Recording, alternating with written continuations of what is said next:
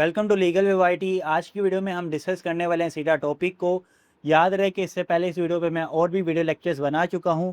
अगर आपने वो वाले वीडियो लेक्चर्स नहीं देखे, पहले जाके वो वाले वीडियो लेक्चर्स देखें, फिर आके ये वाला लेक्चर देखें। तो जो इससे पहले वाले लेक्चर्स है उसमें हम सीधा का इंट्रोडक्शन देख चुके हैं, सीधा की डेफिनेशन देख चुके हैं, सीधा को अडोप्ट और एनफोर्स कब किया गया था, सीधा का ऑब्जेक्टिव क्या है, स्टेट की क्या ऑब्लिगेशंस बनती हैं अंडर द सीडा।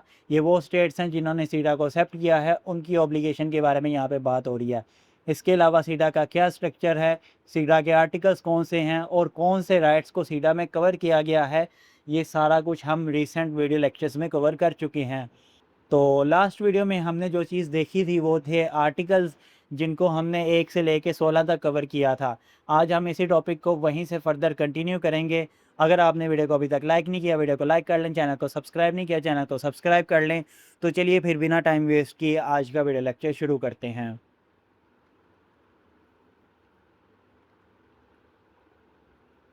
जी, तो आर्टिकल 16 हमने कर लिया था। तो अब हम देखेंगे पार्ट 5, जो कि आर्टिकल 17 से लेके आर्टिकल 22 तक कवर करता है। इस पार्ट में जो सीडा का इम्प्लीमेंटेशन मैकेनिज़्म है वो दिया गया है। तो पार्ट 5 है सीडा का, वो कवर करता है आर्टिकल 17 से लेके 22 तक। इसमें आपको इम्प्लीमेंटेशन प्रोसीजर देखने को मिलेगा और मॉनिटरिंग मैकेनिज़्म देखने को मिलेगा इस कन्वेंशन का। अब ये किस तरह होगा? इम्प्लीमेंटेशन और मॉनिटरिंग मैकेनिज़्म के लिए एक कमेटी बनाई जाती है जो कि एलिमिनेशन का काम करती है डिस्क्रिमिनेशन के। अब ये कमेटी का नाम क्या है? वो नाम है सीडा कमेटी। ये कमेटी अंडर द सीडा ही बनती है, इसीलिए इसका नाम है सीडा कमेटी।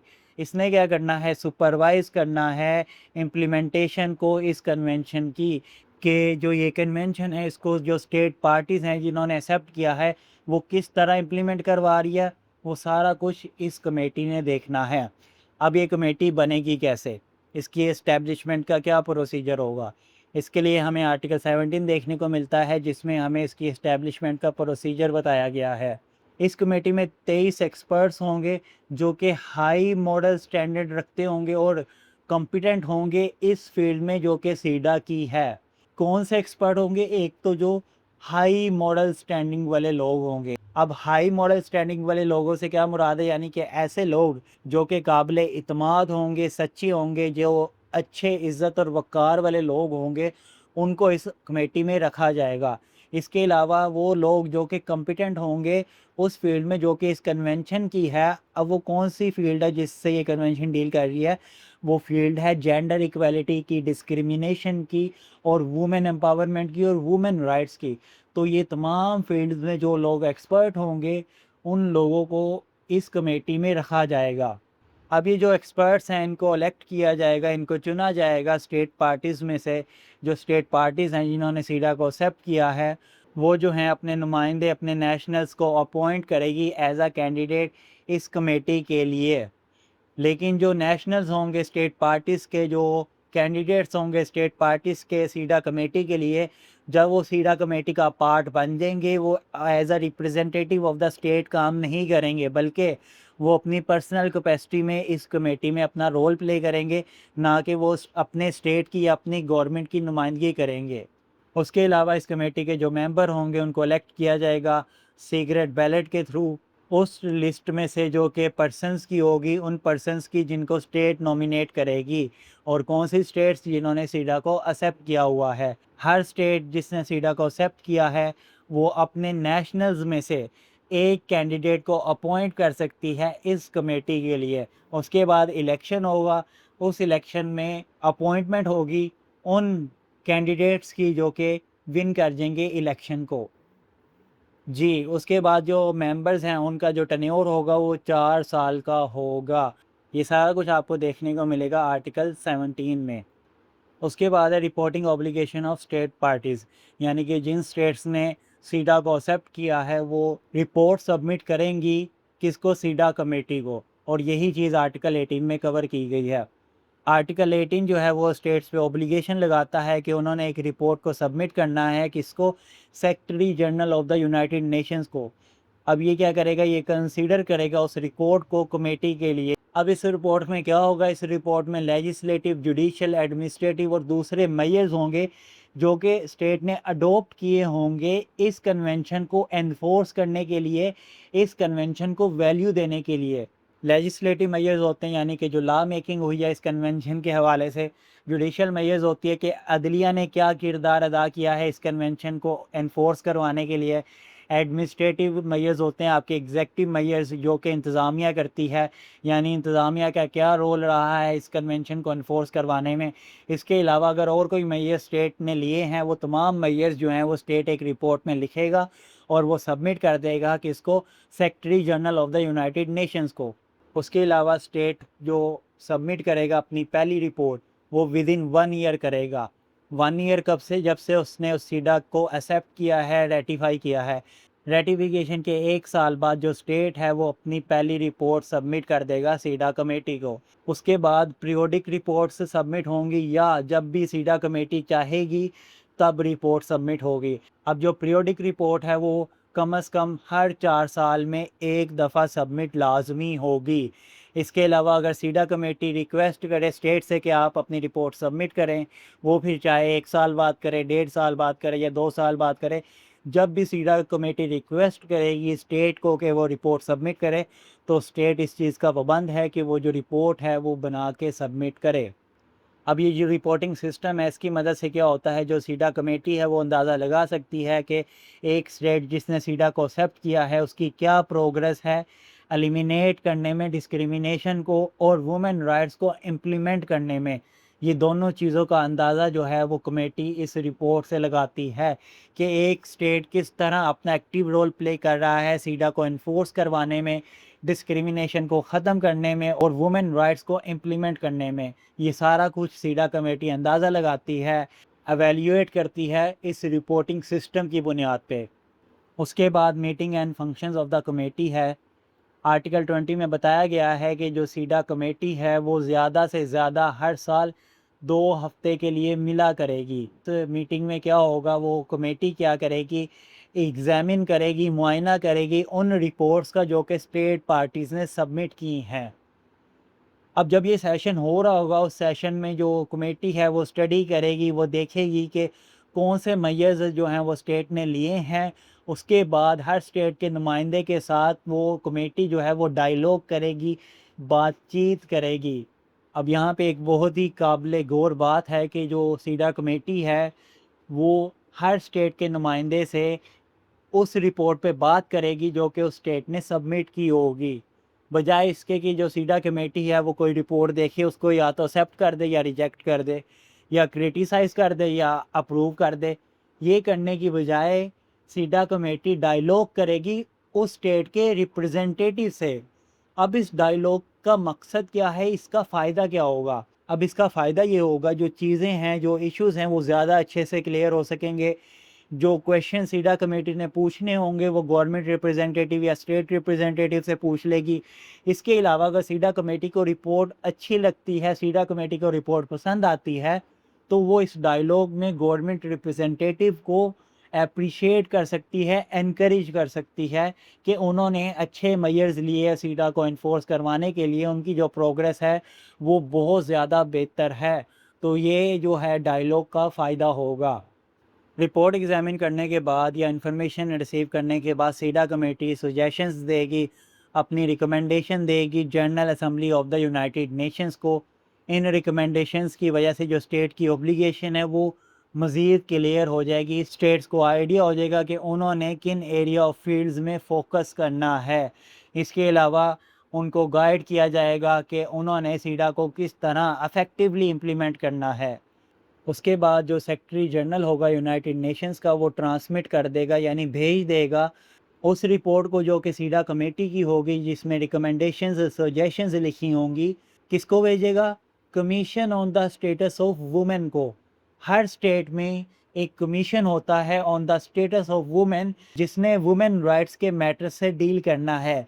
इस कमीशन ने ही रिपोर्ट सबमिट करवाई होती है सीडा कमेटी को और जो सेक्रेटरी जनरल है यूनाइटेड नेशन का वो रिपोर्ट वापस भेज देता है इस कमीशन को जिसने रिपोर्ट सबमिट करवाई थी। अब क्यों वापस भेजता है? ताकि इसको इन्फॉर्म किया जा सके कि सीडा कमेटी ने इस रिपोर्ट पे अपने क्या ओपिनियन दी है, अपनी क्या फाइंडिंग दी है। वो सारा कुछ इस रिपोर्ट में लिखा होता है और वो रिपोर्ट हर स्टेट को भेज दी जाती है और हर स्टेट में किसे जाती है, commission on the status of women को जाती है। उसके बाद रोल ऑफ स्पेशलाइज्ड एजेंसी है कि क्या रोल होगा कुछ स्पेशलाइज्ड एजेंसी का, इसको आर्टिकल 22 में कवर किया गया है। सीडा कमेटी जो है वो इनवाइट कर सकती है कुछ स्पेशलाइज्ड एजेंसी को जो कि यूनाइटेड नेशंस की होंगी। उनको इनवाइट इसीलिए किया जाएगा कि वो आके अपनी रिपोर्ट सबमिट करें सीडा की इम्प्लीमेंटेशन के हवाले से उन एरियाज़ में जो कि सीडा के रेलेवेंट हैं। अगर यूनाइटेड नेशन की कोई स्पेशलाइज्ड एजेंसी सीडा के रेलेवेंट किसी फील्ड से डील करती है तो सीडा कमेटी उसे भी इनवाइट कर सकती है कि वो आके रिपोर्ट सबमिट करे सीडा की इम्प्लीमेंटेशन के हवाले से उस फील्ड में जिसके रेलेवेंट वो एजेंसी कायम की गई है। अब इन एजेंसी में United Nation Educational Scientific and Culture Organization आ जाती है जिसकी शॉर्ट फॉर्म है यूनेस्को।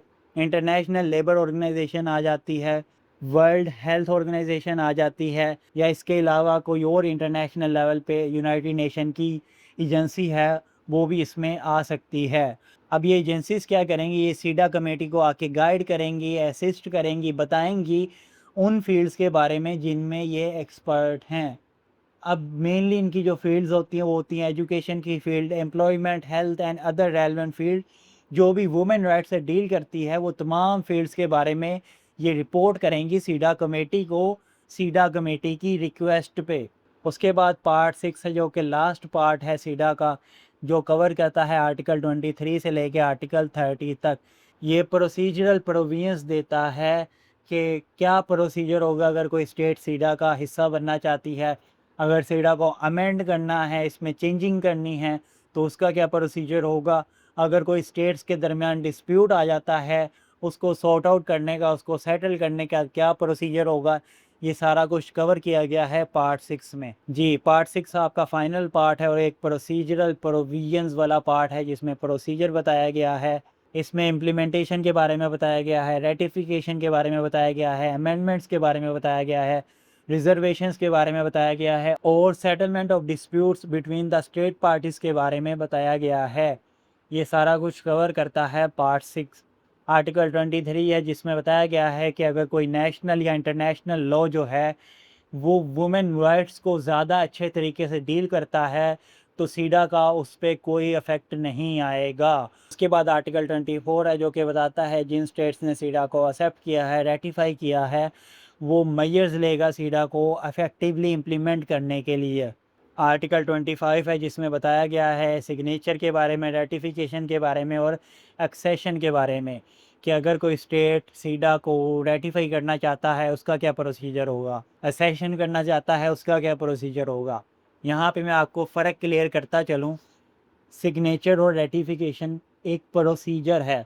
जब भी किसी स्टेट ने किसी ट्रीटी को एक्सेप्ट करना होता है, रेटिफाई करना होता है, तो वो स्टेट सबसे पहले सिग्नेटरी बनता है उस ट्रीटी का।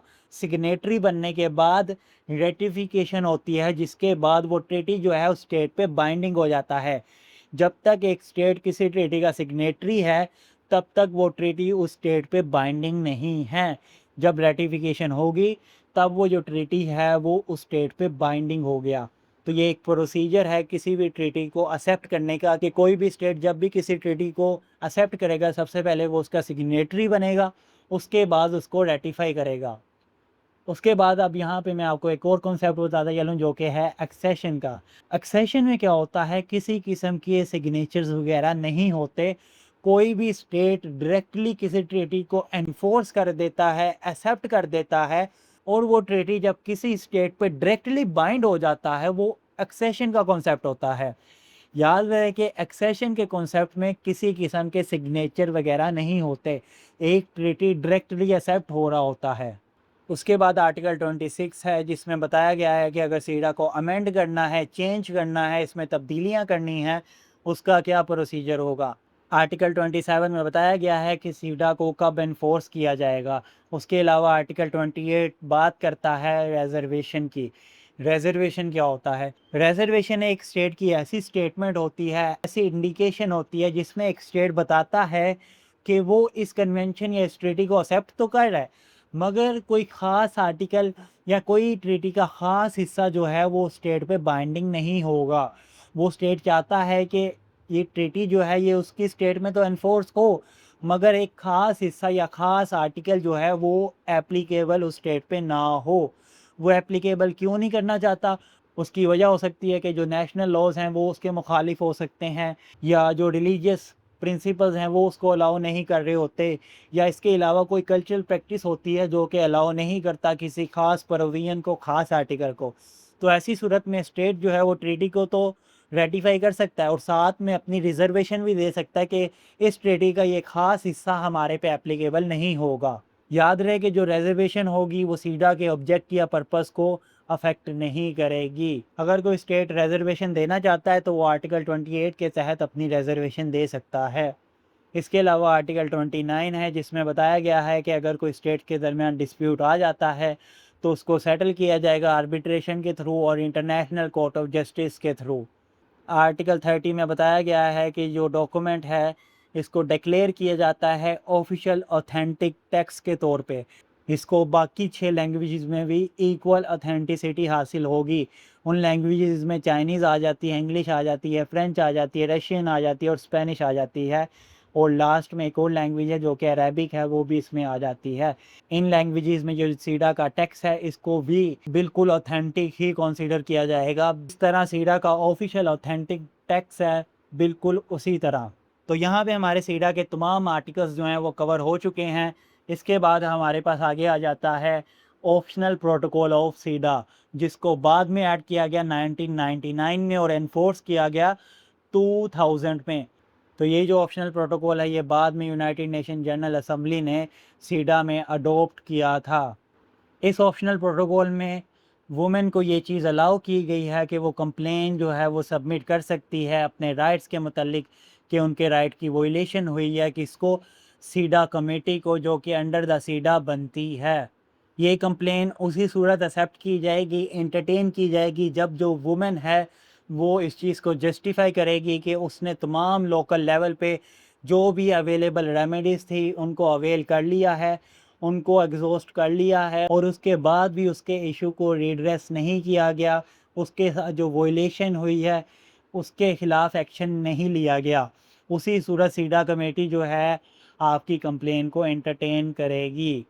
इस ऑप्शनल प्रोटोकॉल का मकसद नए राइट्स को क्रिएट करना नहीं बल्कि जो एग्जिस्ट करते हैं उनको एनफोर्स करना है। तो ये आपका है ऑप्शनल प्रोटोकॉल। उसके बाद लास्ट में हमारे पास कंक्लूजन है जिसमें बताया गया है कि जो ये कन्वेंशन है सीडा, ये एक इंटरनेशनल ट्रीटी है और ये बात करता है protection and promotion of women rights की। इसका मकसद है एलिमिनेट करना, ख़त्म करना हर किस्म की डिस्क्रिमिनेशन को जो कि औरतों के साथ की जाती है। इसके अलावा ये इस चीज़ को यकीनी बनाता है कि मर्द और औरत को इक्वली ट्रीट किया जाए पॉलिटिकल लेवल पे, सोशल लेवल पे, इकोनॉमिक लेवल पे, कल्चरल लेवल पे और फैमिली लाइफ में भी। हर जगह मर्द और औरत को इक्वली ट्रीट किया जाएगा इस कन्वेंशन के तहत। ये कन्वेंशन स्टेट्स पे ऑब्लिगेशन लगाता है कि उन्होंने नए कवानीन बनाने हैं, नए मेजर्स लेने हैं वुमेन राइट्स की प्रोटेक्शन के लिए, वुमेन एम्पावरमेंट के लिए। सीडा कमेटी जो है और जो ऑप्शनल प्रोटोकॉल है वो आपको एक मैकेनिज़्म देता है सीडा को मॉनिटर करने का और सीडा को एनफोर्स करवाने का। ओवरऑल जो है वो सीडा जो है एक पूरी दुनिया में एक ऐसा फ्रेमवर्क है जो कि जेंडर इक्वालिटी की बात करता है कि मर्द और औरत बराबर होने चाहिए, और जो वुमेन की डिग्निटी है और जो वुमेन के राइट्स हैं उसको प्रोटेक्शन मिलनी चाहिए। तो यहाँ पे आपका सीडा जो है वो ख़त्म होता है। अगर आपने वीडियो को लाइक नहीं किया, वीडियो को लाइक कर लें, चैनल को सब्सक्राइब नहीं किया, चैनल को सब्सक्राइब कर लें।